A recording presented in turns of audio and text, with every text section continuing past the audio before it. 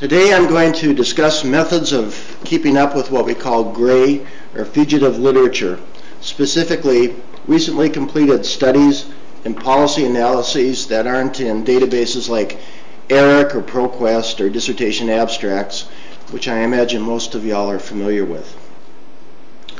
Whether you're a new graduate student or a longtime faculty member, identifying new reports, policy briefs, and unpublished research is very difficult. Is the time lag between publication of a study and its widespread dissemination even something to be concerned about? Yes, it is if you're writing a thesis or doing a dissertation. It's essential to have access to the latest material. Recently, I received an email from a faculty member who's been working on a new book in her specialty in reading. And she's been a faculty member here for 30 years. Now, she asked me for some help in identifying current research. She has a lot of contacts, but she knows that she has to make a concerted effort to get out there and get the most recent literature, even if it's unpublished. When we read the latest issue of leading journals in education, such as Educational Researcher or the American Education Research Journal, there's a tendency to assume that we're reading the most recent research available to the educational community. But is that really true? Let's look at the manuscript submission dates for American Education Research Journal. Now, AERA publishes some of the most prestigious journals in the field, with acceptance rates around 10%. So the editors have to wade through a lot of manuscripts in making their final decisions, which adds more time to the process.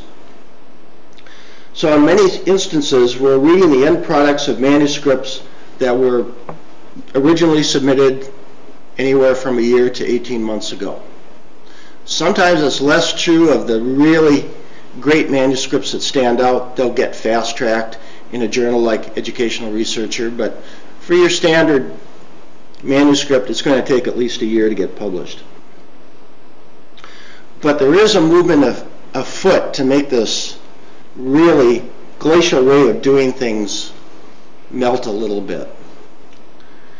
The editors of Shakespeare Quarterly's Winter 2010 issue made its reviewing process available to anybody on the web. 41 people made more than 350 comments, many of which elicited favorable comments from the authors. The revised essays were then chosen by the Quarterly's editors, who made the final decision to include them in the printed journal. Nature tried the same thing a few years ago, but it didn't get a very high quality of submissions from these freelance submitters of critiques, and they didn't get many responses, so who knows if Nature is going to try that again. But anyway, things are changing a little bit.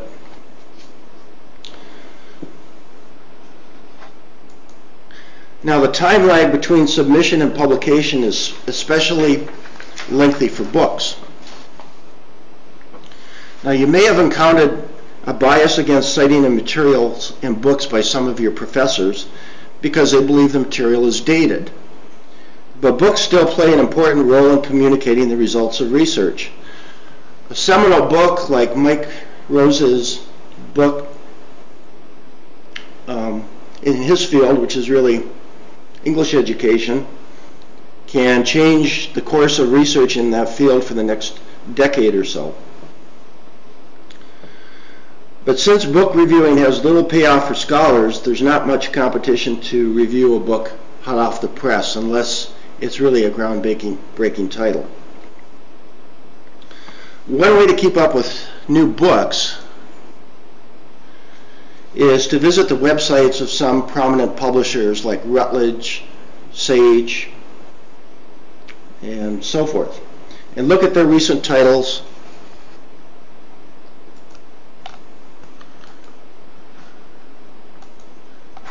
and sign up for their email alerts, which is a good technique if you know which publishers are really the most important ones in your field.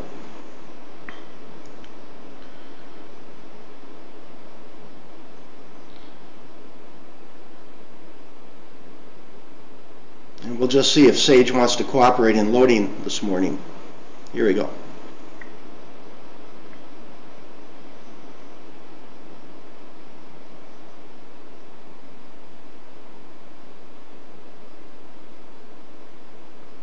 And you can see a link right up here to Sage's books.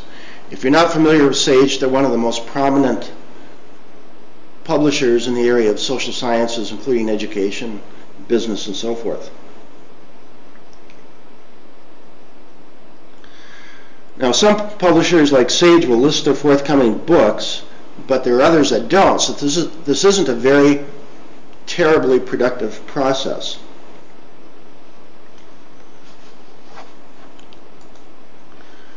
And sometimes scholarly societies will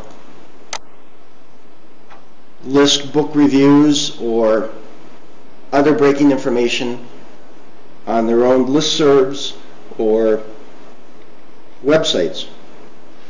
Gene Glass of Arizona State, who spoke here last year, he's been prominent in the education community since the late 50s, publishes Education Review, which is the page we're looking at right now.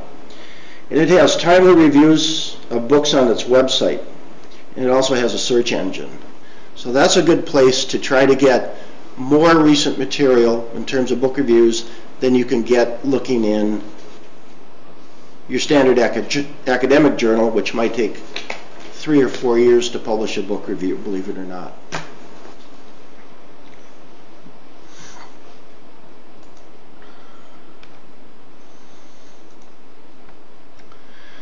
Now, two general news sources together cover P20, and they're both really indispensable for graduate students.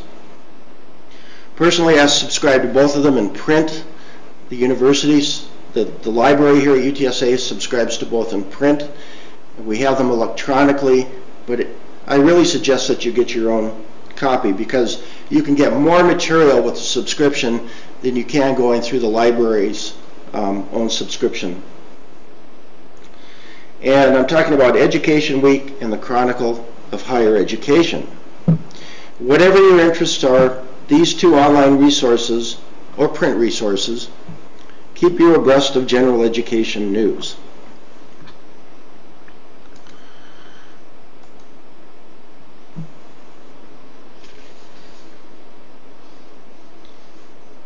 And the print subscription to Education Week gives you access to material that you can't get online. It's fairly cheap. It's published about, despite its title, it's not quite a weekly. It's published about 46 times a year or so. It's a quick read. You can go through an issue in about 20 minutes, and it's really invaluable, especially if you're in preschool through 12 as an area of interest.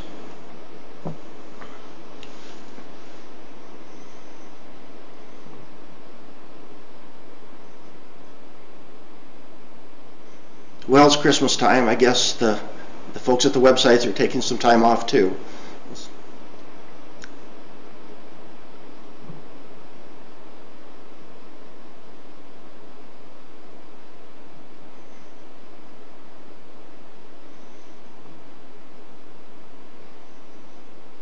And if we can't get through, then let me just go back and show you that URL again one more time.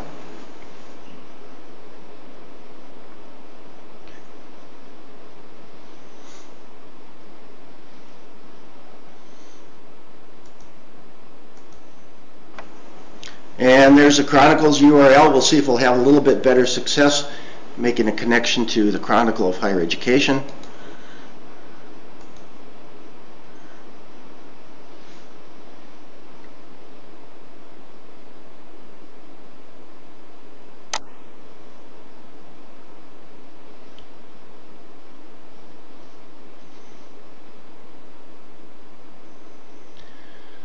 This reminds me of the days 30 years ago when I was a rookie education librarian, and basically everybody in the country connected to a mainframe on the West Coast, and the response time was just about as good as we're seeing right now, so bear with us for a minute.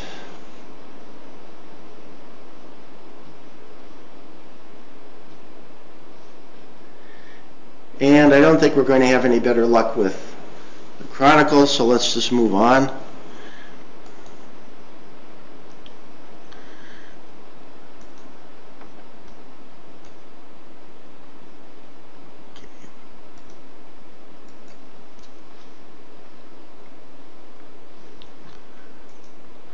Now, one of the best ways of keeping up with research, purely scholarly research, because the Chronicle is also citing things like policy reports, is AERA's website. I'm a personal member of AERA. I know some of my education colleagues who are librarians around the country, in Michigan State, Central Florida, are also AERA personal members. They go to the conference. It is the definitive place for getting an overview of what's going on in terms of contemporary educational research. It has a ton of special interest groups that you can join for a very nominal fee, something like $5 or $10 a piece, and I think it's well worth the money.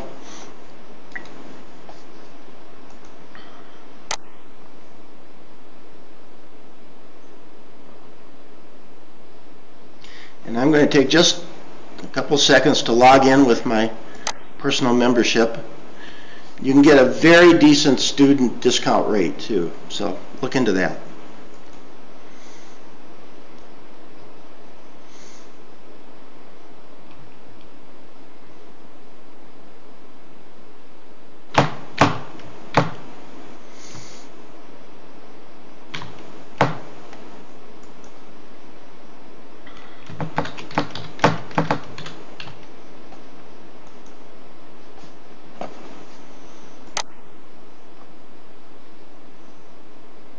Now, the reason I wanted to take the time to log in was to show you that the online paper repository, which AER started as a new project just this last summer.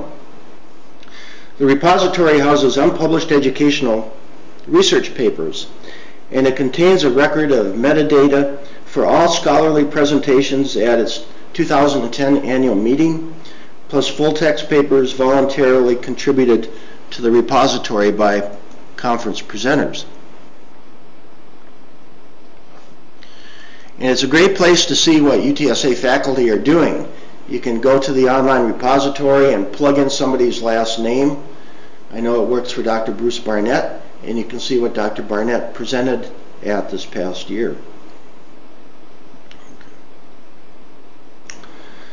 All current AERA members and the annual meeting registrants, well, that time has passed, of course, have full access to this repository, including the full text of the papers. Everybody else, like visitors basically, have access to the metadata, which is just data about the papers presented, but not the full text. Now, some UTSA doctoral students tell me that attending AERA has been the best thing that they've ever done. Others have told me it's a waste of time. Personally, I think you better go yourself to make up your own mind, because don't rely on somebody else to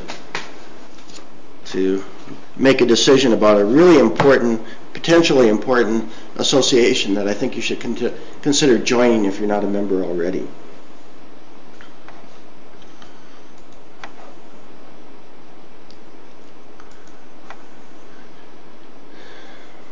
Okay, RSS feeds. If a 60-year-old guy like myself can hook up to RSS feeds, then the rest of you guys will have no problems at all with this.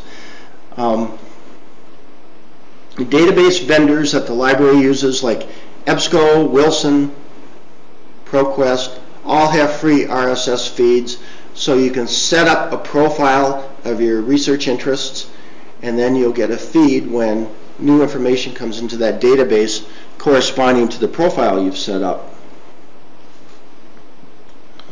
So I'm going to go ahead and do a search in dissertation abstracts and set up a feed. I'll show you how easy it is.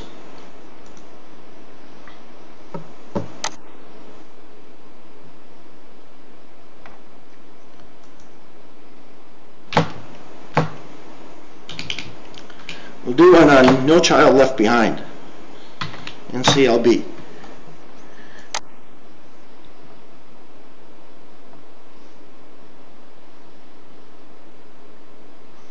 And that tends to happen a lot with ProQuest. This isn't the first time they've done that to me, so we'll try it one more time.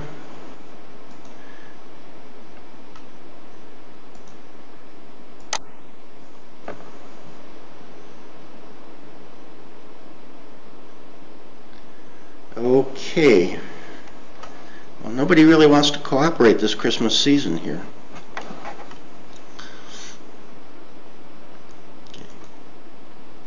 So let's just move on, and I'll show you TEA's feeds, because most of you graduate students have some concerns with Texas public education.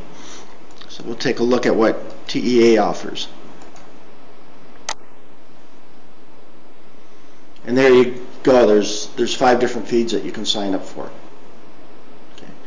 And of course, this being a public agency, these feeds are all free. TEA wants to disseminate the results of what they're doing to the general public.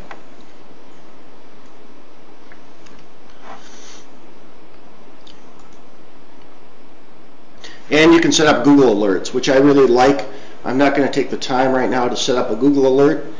It'll take you all of about 15 seconds to do, and that's another good way to fill in the gaps in terms of what's really going on right now in the educational community. Okay, let's talk about finding information that's done under federal grant monies. The Institute of Educational Sciences, which is the IES in this URL,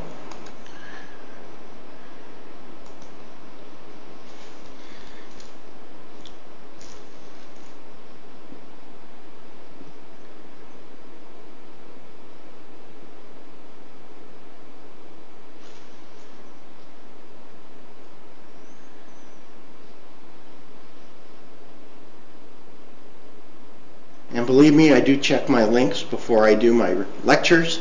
I didn't check them all today. Here we go. I think it's getting through.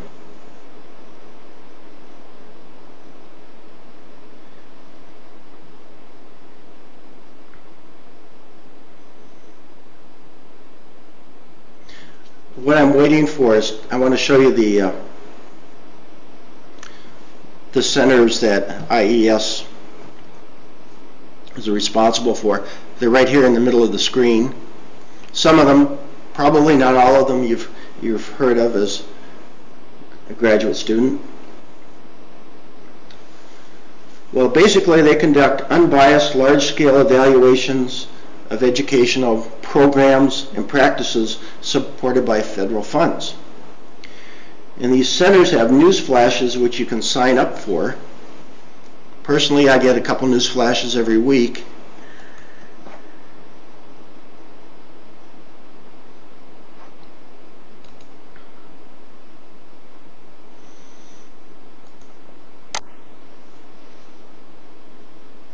And you can just pick the particular institute whose news flash you want to get.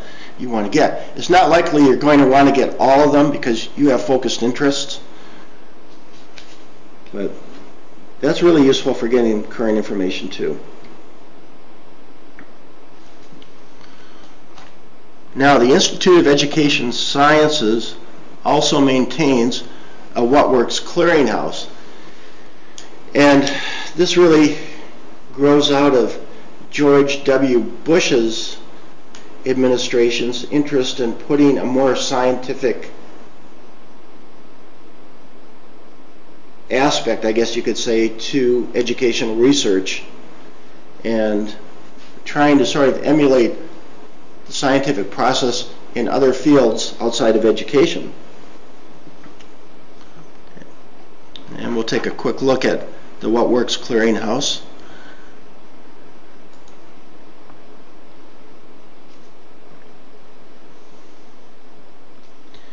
And of course, you don't have to go through the library to get to this. It's federally sponsored. It's got a .gov as its domain, so you might want to jot that down, or just Google it. That'll work too.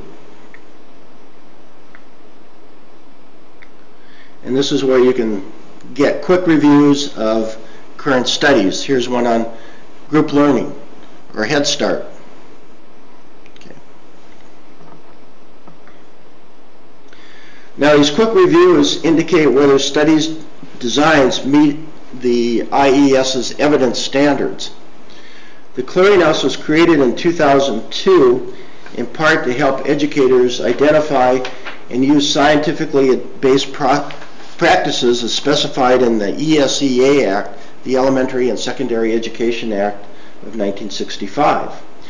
And the What Works Clearinghouse is operated by an independent contractor, and it conducts systematic reviews of education research and disseminates information on its website, which we're looking at right now, about the effectiveness of the practices reported in these research studies. Starting this last fall, in addition to the randomized controlled trials that are now considered the gold standard, education researchers are able to use regression discontinuity, a method that uses a cutoff point rather than random assignment to form comparison groups, to obtain unbiased estimates of the effects of educational related interventions. And they can also use single case studies. Single case designs can provide a strong basis for establishing causal inference in certain situations.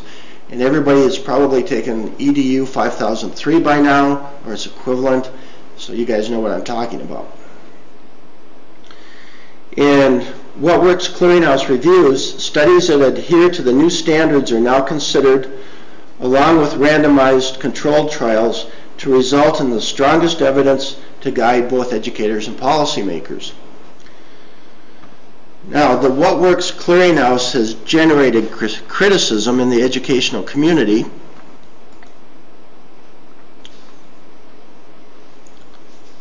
In terms of the timeliness of its reviews, its standards for study inclusion, and the methodological soundness of its research review process.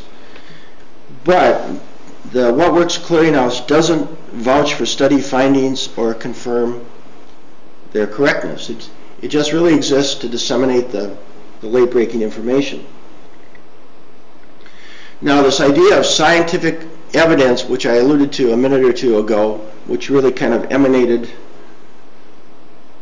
from the George W. Bush administration, that idea is very seductive. In October of 2010, the National Council for Accreditation of Teacher Education and the Teacher Education Accreditation Council announced that they would merge.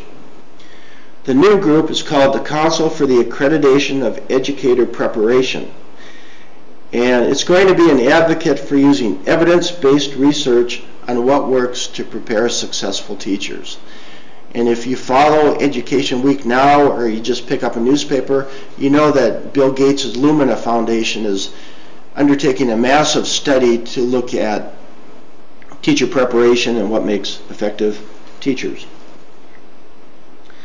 In addition, the Common Core State Standards Initiative, which is a state-led effort coordinated by the National Governors Association's Center for Best Practices and the Council for Chief State School Officers, also promotes evidence-based standards.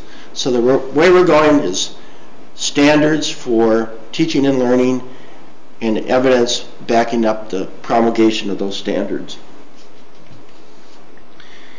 And for those of you who are interested in post-secondary education issues, NCEES publishes first look tables with minimal analysis. So there's a lot of material out there, but caveat emptor, just because it's out there on a government website doesn't mean that it's not subject to some valid criticism.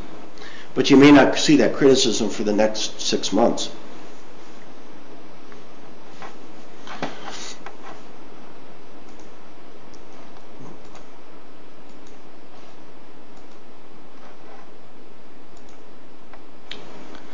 Now, let's speak to the issue of policy analysis for just a minute.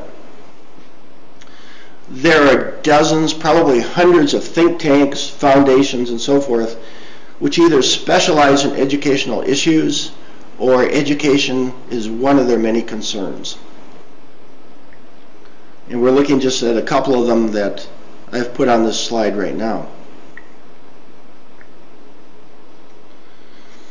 And I list a couple of dozen of these in this education research guide that I've done, which you have access to.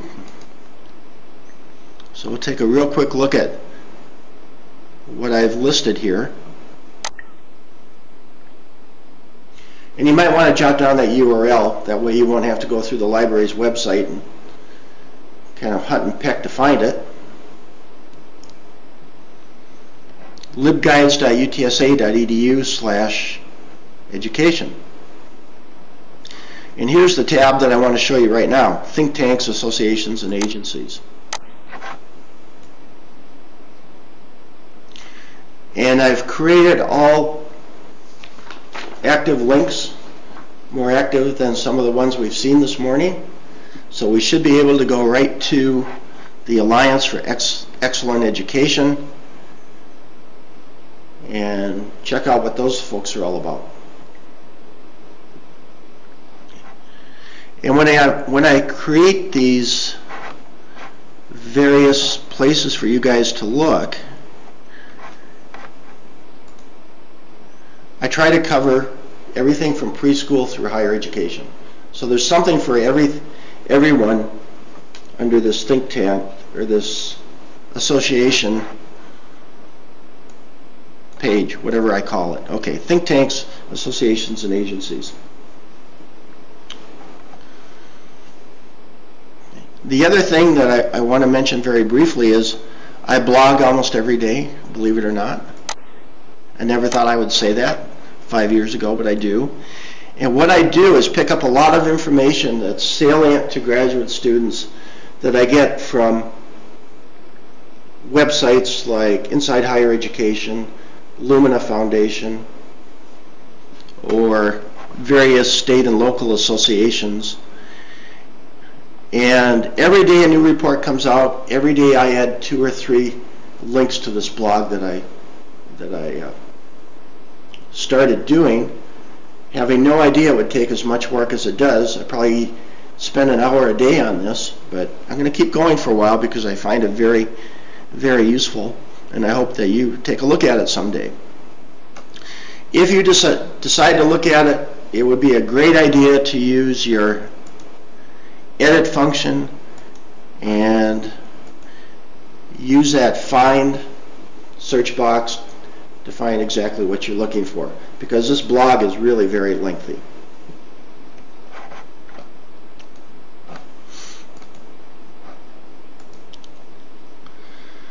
Okay, finally, pretty much wrapping it up.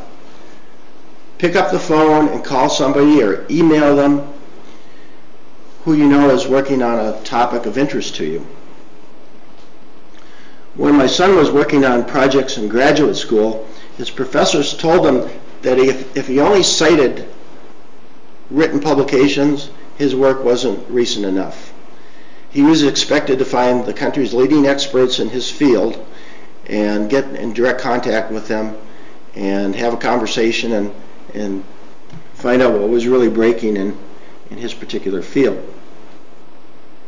If you're willing to be persistent, it's amazing what you can find outside of traditional library databases. Not all researchers willingly share their data, though, and I just want to kind of recount an article that appeared in the Chronicle of Higher Education this last summer by a woman named Felicia LeClaire, a principal scientist at the National Opinion Research Center at the University of Chicago. And LeClaire delineated arguments against data sharing.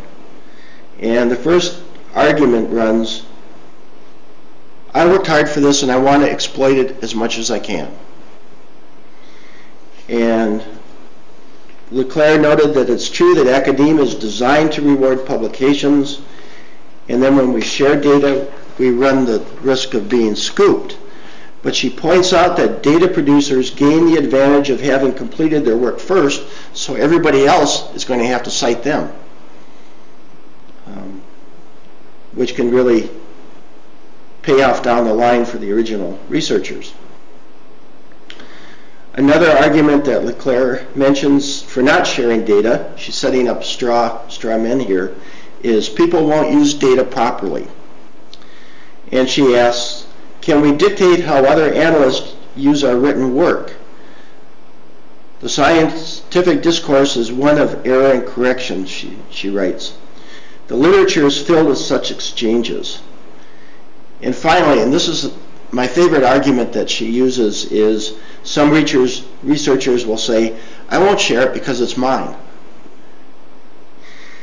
That's the least credible and most objectionable reason for not sharing data.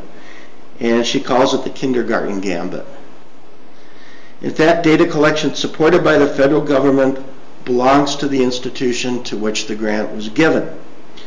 Contracts have different types of ownership embedded in their agreements. In the case of grants, a researcher's legal claims on the original data are minimal unless he or she has negotiated an alternative agreement with his or her institution. And she concludes, quote, the most effective argument in favor of data sharing is simple. It's good science, end quote. Most researchers are educators, and they're willing to share their findings. Thank you.